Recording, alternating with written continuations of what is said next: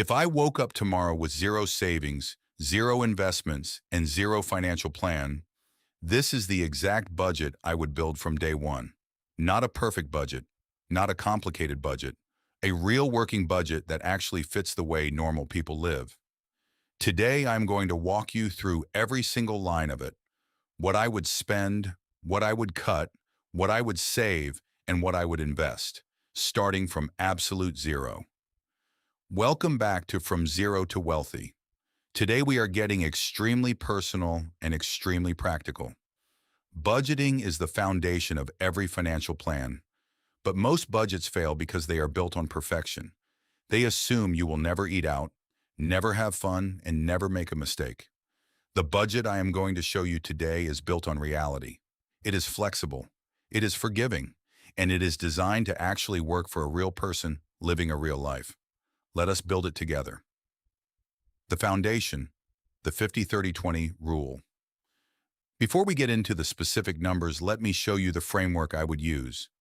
It is called the 50-30-20 rule, and it is the simplest and most effective budgeting system ever created.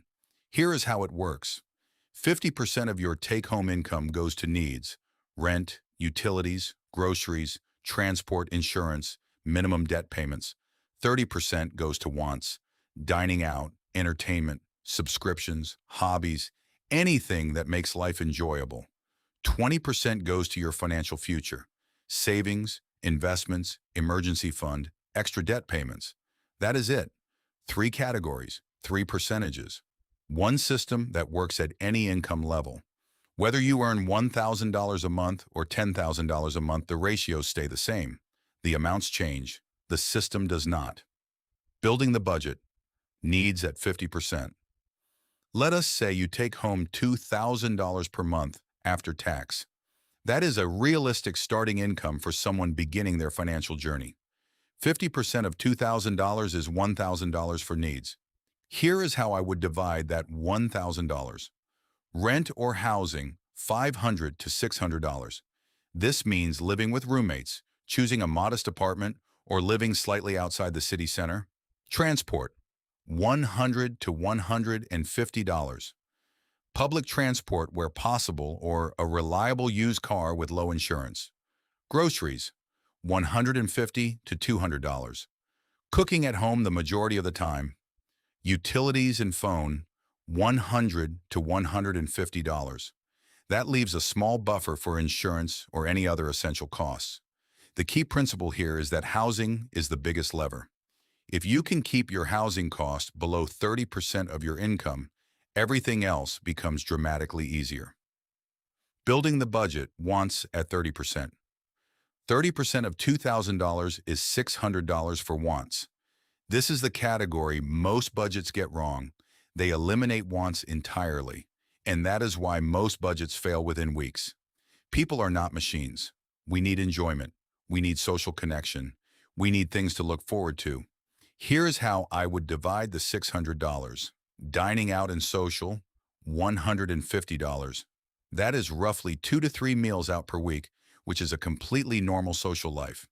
Entertainment and subscriptions, $50 to $75. One or two streaming services, a gym membership, or one hobby subscription. Personal spending, $100. Clothes, haircuts, personal care, buffer, and miscellaneous, $175 to $200. This buffer is critical. Life is unpredictable. Having buffer money in the wants category means one unexpected dinner out or one social event does not blow your entire budget. Building the budget. Financial future at 20%. 20% of $2,000 is $400 for your financial future. This is the most important category, and it is the one most people skip entirely.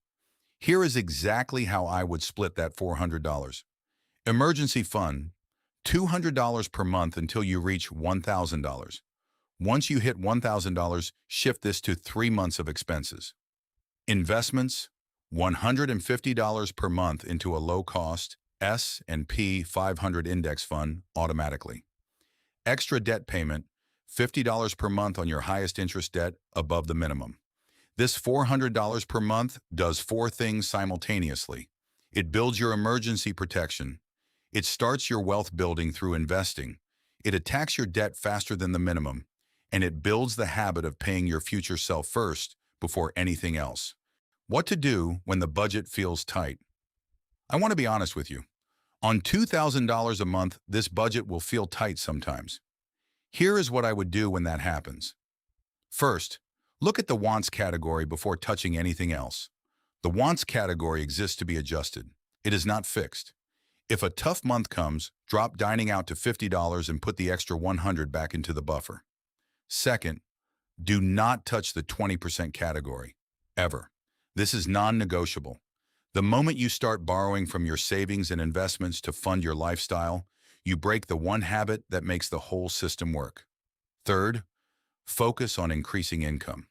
A budget on $2,000 is survivable. A budget on $2,500 or $3,000 with the same system is transformational. Every raise, every side income, every bonus, split it between upgrading your lifestyle slightly and increasing your 20% contribution significantly. The 50-30-20 budget, $1,000 on needs, $600 on wants, $400 on your financial future, automated on payday, adjusted when life gets unpredictable, and increased every time your income grows. This is not a budget that requires perfection. It requires consistency. And consistency over time is what turns a $2,000 income into a foundation for real lasting wealth. If this gave you a clear starting point, hit like, share it with someone who needs a budget that actually works, and subscribe to From Zero to Wealthy for more weekly content on building real lasting wealth. I will see you in the next one.